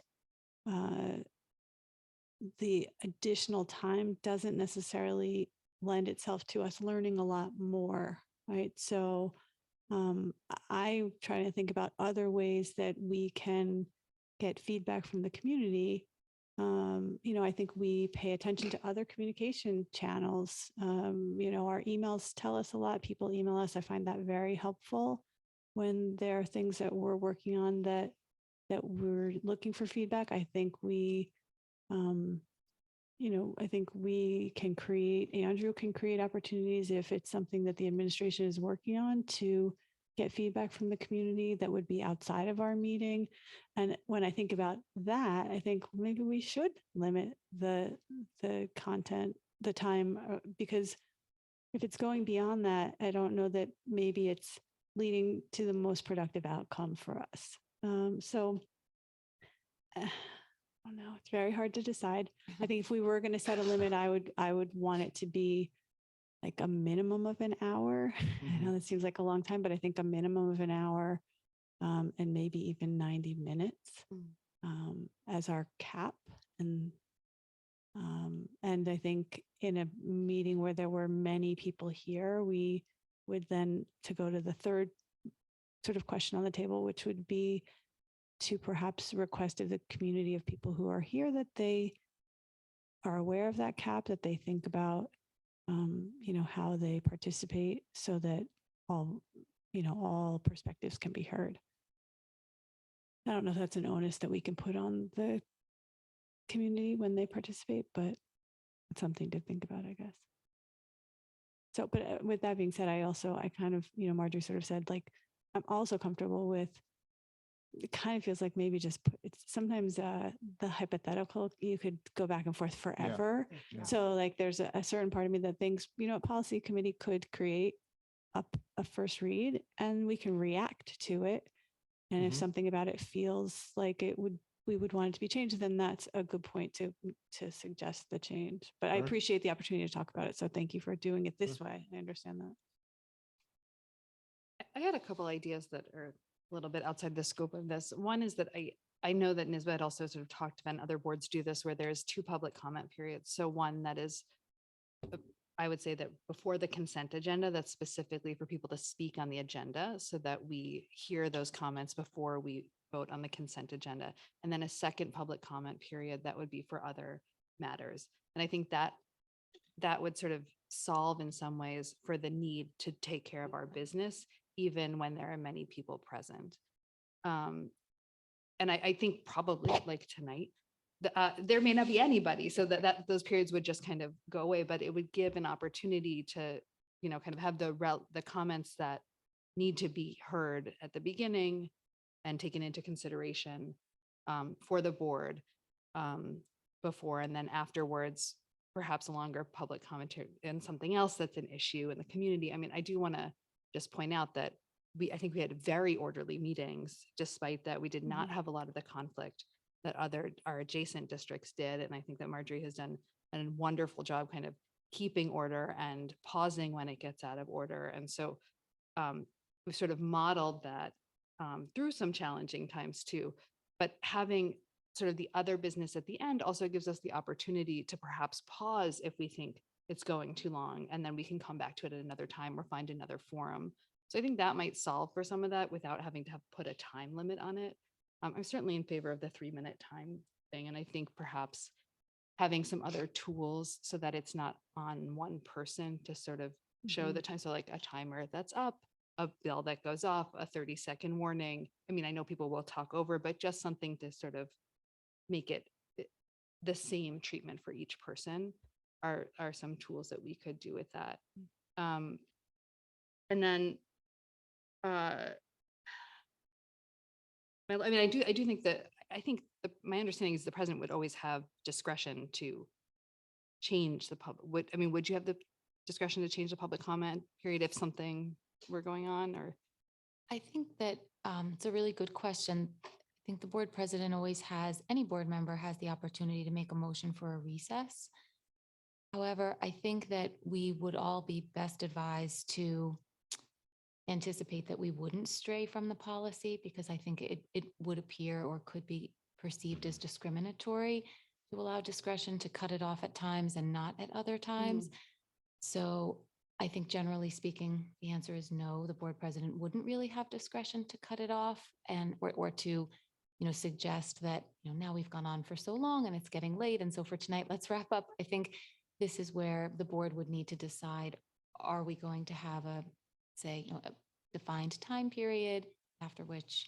Now, one thing about the defined time period that I can just share, along the lines of thinking a little bit creatively about some of these options, is that a board can have a defined time period and then somebody can make a motion to extend the time period. And actually just that sat through a very long NISBA resolutions committee meeting where this was very much the common practice. There was a 10-minute period for speaking on a resolution, after which it was so refreshing. Everybody got to vote on whether we wanted to hear more discussion on this resolution. And it's very empowering to say, no, I've heard enough.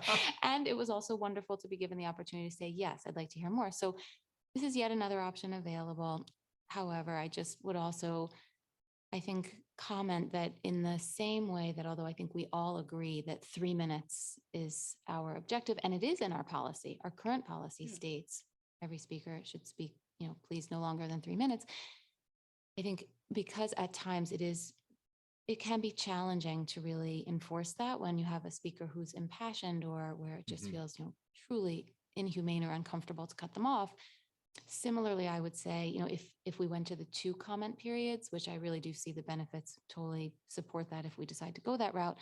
But similarly, what I understand from boards who have that model is that oftentimes you might have a flashpoint issue where community members might try to use the agenda item period for a different purpose. And then you also, at that point, put the board president in that position of trying to referee or adjudicate something in the same manner that sometimes it's just hard to referee the 3 minutes.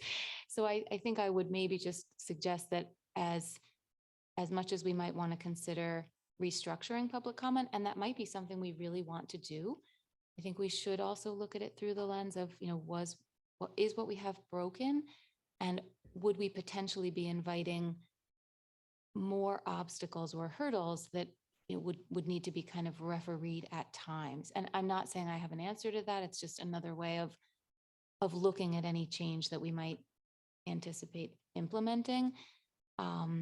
Because I think sometimes even, let's call it an aspect of our policy that is seemingly non-negotiable and quite straightforward, speak for 3 minutes.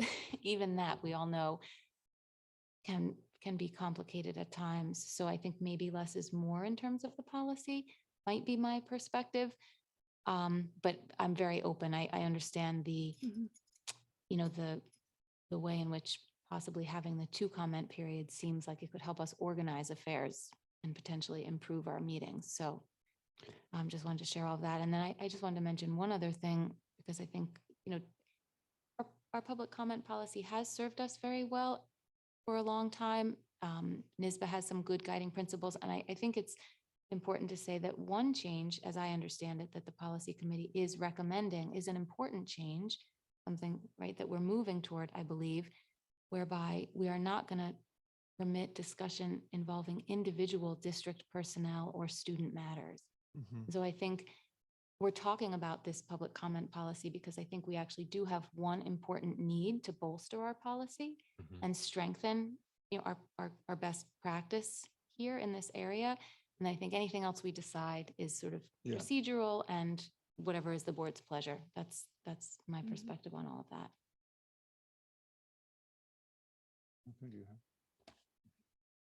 So that's an important, I should have mentioned that I mean, again, when we come up with a draft, everything is up for debate.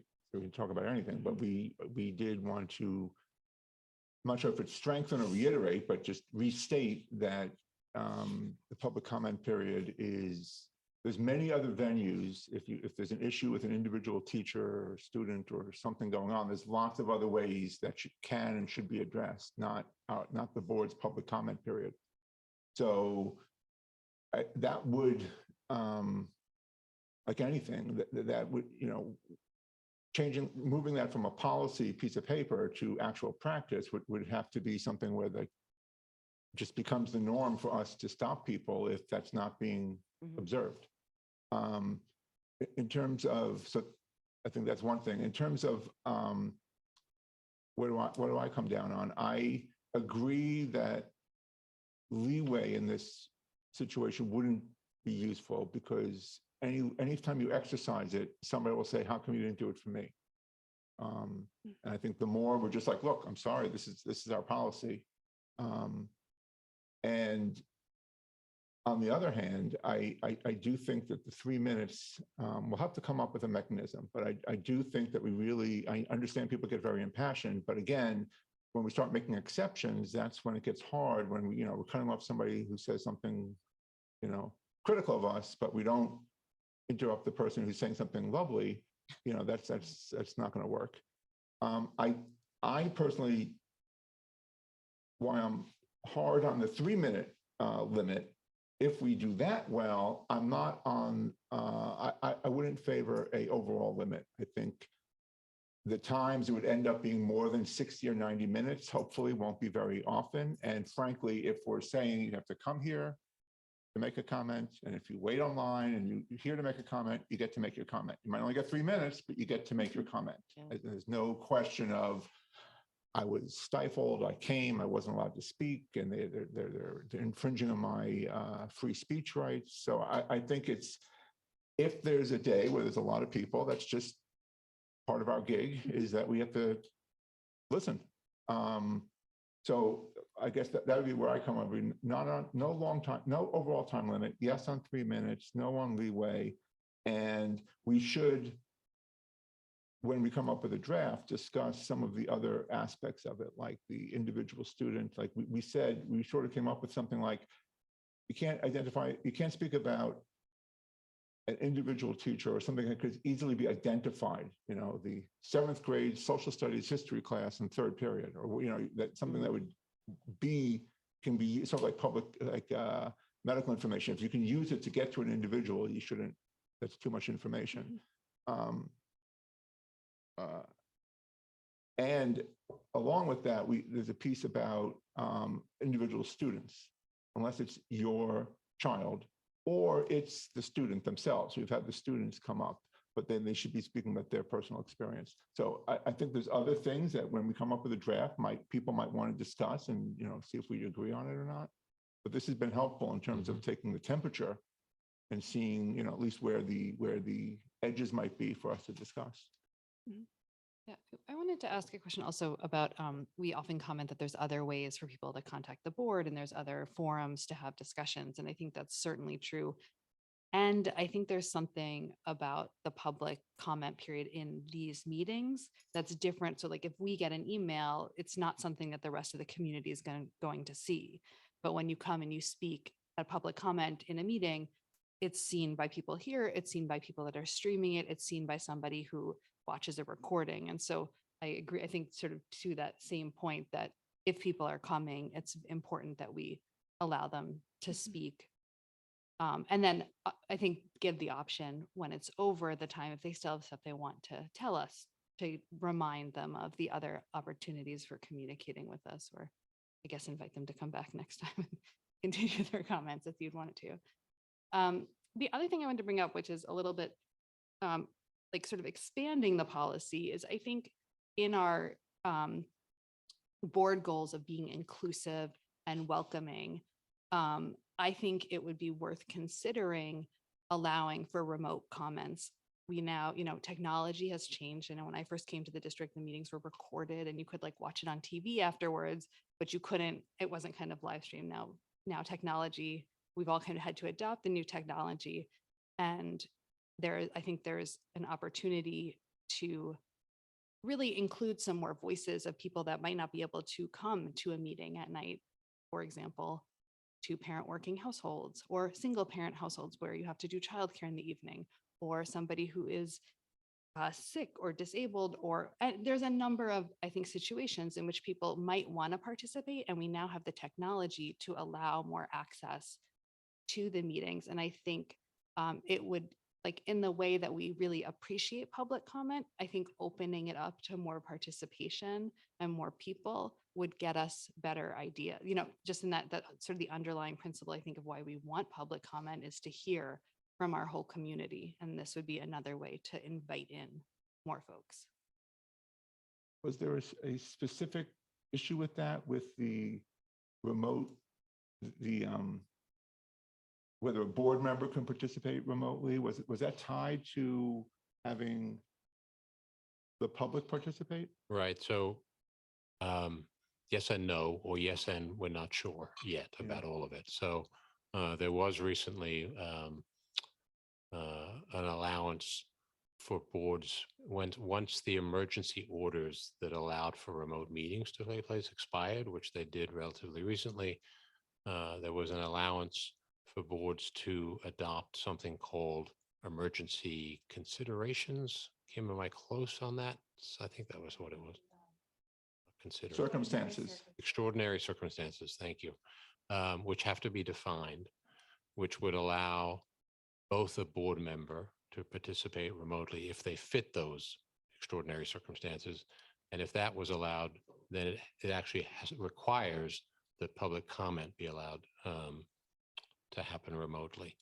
So that is allowable if the board adopted. It's both of those things. We're not sure, and we're trying to research whether we can allow the public comment without the extraordinary circumstances provision in place. What we do know from some of the research that we've done already is that it's quite complicated to allow the remote participation because there's a number of other pieces that go along with it in terms of how that gets appropriately provided to the public technologically and in other ways. So currently, we stream these meetings and the technology that we're currently using doesn't allow for necessarily for remote participation in the way we're considering it, or it doesn't provide all of the pieces that are required to go along with it. So we have to learn more about exactly what is required if we're going to do it. Yeah, I think I struggle with remote participation simply because we've really tried very hard to get our students to come back to school. And it was extraordinary circumstances, which really have to be very extraordinary for students to remain remote.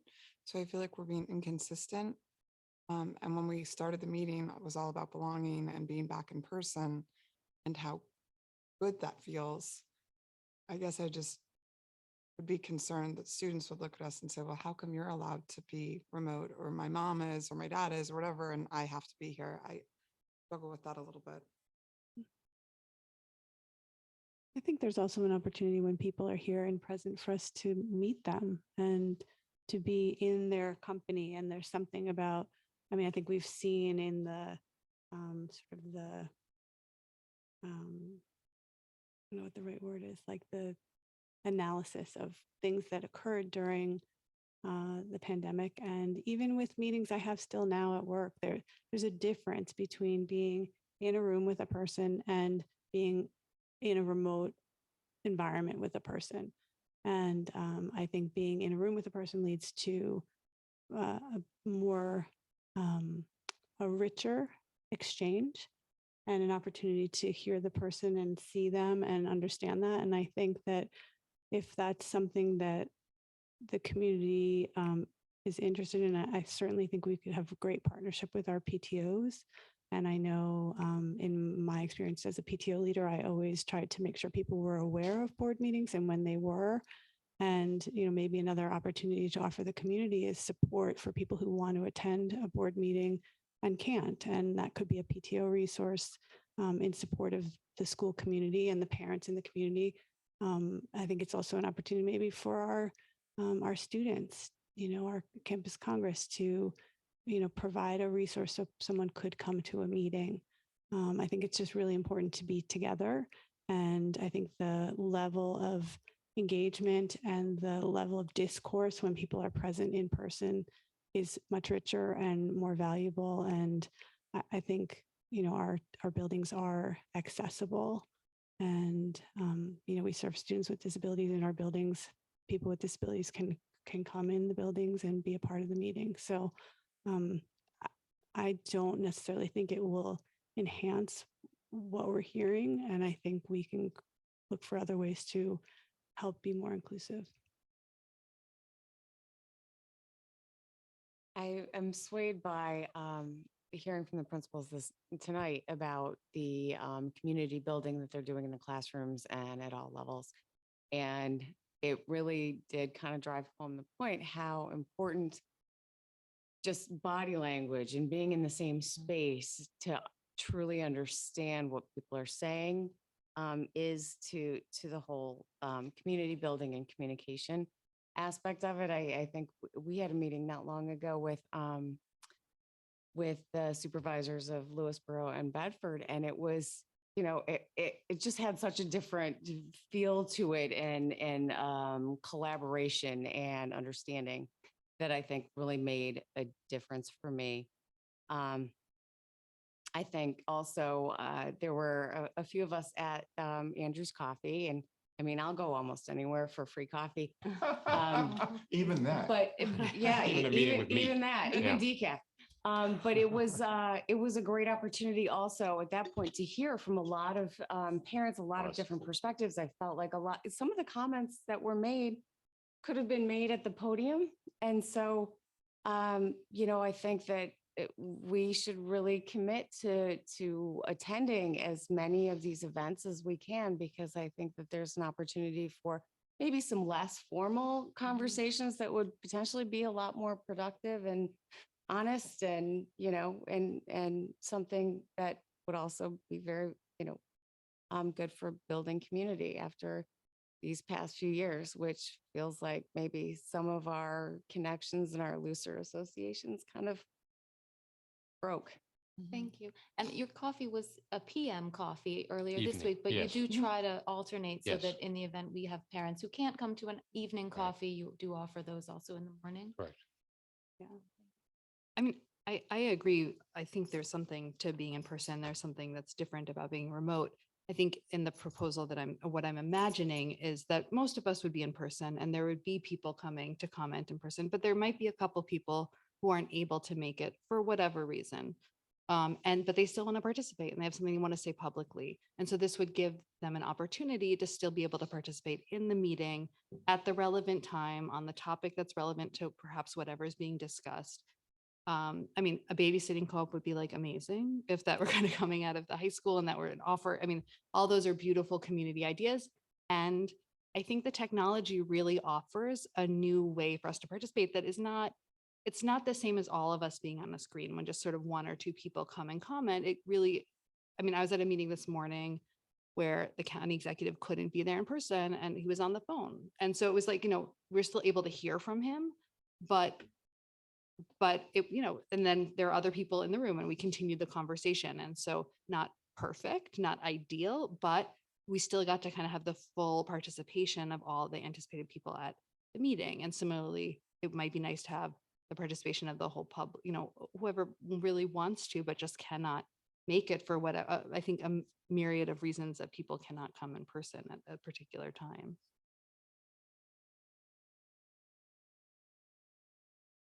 But I guess we don't know if we're allowed to do that at this moment. We're still, that's right. But just, I just want to put it on the table for consideration if that were to be something. Do you need any other feedback? Do you feel as if you have? No, this was good. sufficient? We'll come with the first draft and we can rip it apart. We really appreciate you thinking about it and inviting us to reflect on it before you brought the draft. So thank you. That's great. Okay, well, appropriate segue. This brings us to 8.01, which is our opportunity for public comment. I don't believe anybody has signed up this evening, so I will suggest that we move on to the consent agenda. So I'm at 10.01 now, and I'm happy to move the consent agenda.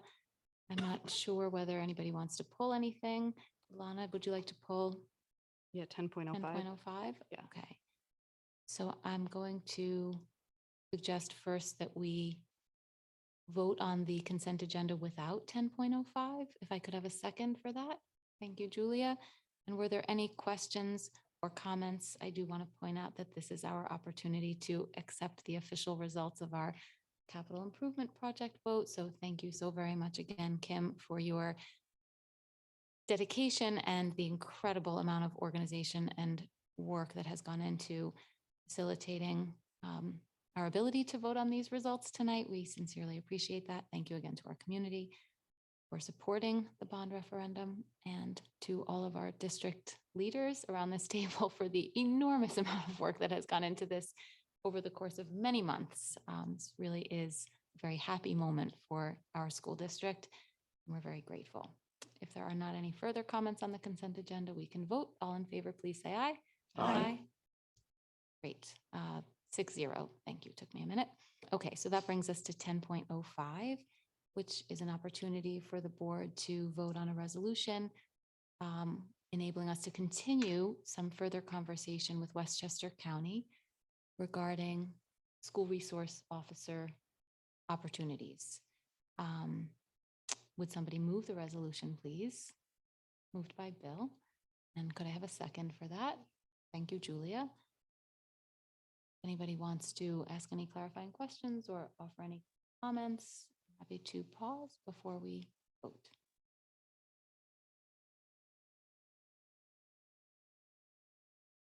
If not, we can vote separately. All in favor, please say aye. Aye. Or please say nay. Nay. Sorry, pardon me, opposed. What did I even say? You said all in favor, say nay. Thank you, Julia. It's getting late. All opposed, please say nay. 1. Okay, so 5 to 1. And that adds up to 6. Thank you very much. Very good. All right. Moving right along to acceptance of donations and gifts. We have a very generous donation. Bless you on the agenda tonight from the John J. Booster Club. Can I ask somebody to please move this generous resolution? Thank you, Liz. And I see a second from Julia. Thank you. This is for a scorer's table valued in the amount of $24,332. Very exciting, very generous. Thank you very much. And if there is no further discussion, I'm That's a happy question. to, yeah, please. Does this scorers table go to multiple sports and multiple games? First of all, if you ever have a chance, Chris McCarthy. So it's called The Donkey. If you have a chance, you have to ask him to say the donkey because he says that he channels Shrek. So it's very funny to hear him say the donkey. But anyway, so it's the donkey. It is very light weight. We can pull it with the Polaris, or so if we wanted to, for some reason, bring it across the street to the AP farm, we can do so. Lucy Halfanua, Catherine's niece, was the first student to be able to use it at the girls' field hockey game. And Chris has this uncanny ability, I think, to channel weather. So we had a beautiful J-Fest, we had a beautiful homecoming, we had a beautiful first day of the use of it. And then Thursday we had that monsoon rain. So Lucy was able to keep our field hockey book dry. And unfortunately, somebody forgot to tell Coach Walsh that there's a huge store. It's so large because there's a huge storage capability underneath. You could fit 3 people at least comfortably under there, but somebody forgot to tell her that all of the girls' gear could have gone under in the side of the thing to keep it dry instead of using the plastic bags that they sometimes have to. So it is movable if necessary. They've been moving it around the field as needed. They've used it so far at several soccer games, several field hockey games. They used it at our the cross country meet. They were able to use it for that. So and also as part of that gift, we were able to also negotiate a discount on 2 benches. They're dugout benches, coaches' dugout benches, one for softball and one for baseball. Chris didn't have quite enough money for both of the benches in his budget, but because we were buying this donkey, he was able to get both of the benches for the 2 programs as well. So it had a added benefit to the community as well. And my husband flipped a lot of burgers, as did Julia. And it was really a culmination of the community support. We couldn't have done it without all of our booster members and people showing up. So Thank you. yeah, it's very lightweight. 2 people can move it. Thank you. Thanks. Thank you so much for the overview. That's great. Wonderful. So it's my 2 color purples in John Jay tradition. It's terrific. Thank you so much. That's great. We appreciate that you're here to help us visualize the equipment. And thank you for this very generous gift. So it's my pleasure then to ask for a vote. All in favor, please say aye. Aye. 6-0. Terrific. Okay, and this brings us to an opportunity for any new business or additional topics. Questions or comments from the board? I'm at 15.01. Yes, Ilana. I was just curious how we communicate besides here the results of the election, because I know people were sort of asking, not the of the bond vote. Like, is there going to be another communication out to the whole community about the results of the bond vote? They're on the website. You mean more than that? No, just like what happened. Like, I think people didn't know. You're going to send an email to say, If like it passed. Do that? I don't know. Sorry. Yes. Okay. There will be a communication. Wow. All the excitement. Thank you for the question. There will be a communication now. Great, thank you. Anything else before we look ahead? Okay, then we're going to talk about future meetings, but first I'm just going to remind everybody that tomorrow is International Walk or Bike to School Day being celebrated at KES, and we were all invited. So I'm hoping that we might see one another to walk to school tomorrow. And then after that, it looks as if the policy committee is going to meet Friday, October 28th at 9 o'clock. And just bear with me for 1 second. I think sustainability is also meeting. Actually, that's Friday, November 4th at 8:15. So I'll come to that in a second. A little bit out of order here. The board is next scheduled to meet Thursday, November 3rd, 7:30 p.m. in the high school library. And then there we go. Okay, sustainability, Friday, November 4th, 8:15. And the board then again, Thursday, November 17th, here in the library, 7:30 p.m. Did I miss anything? No? Okay, great. If not, then I'm going to make a motion that the board adjourn back into executive session to discuss employment history of an individual. If I could please have a second for that. Thank you, Catherine. All in favor, please say aye. Aye. 6-0. Thank you so much for the lovely presentation and a great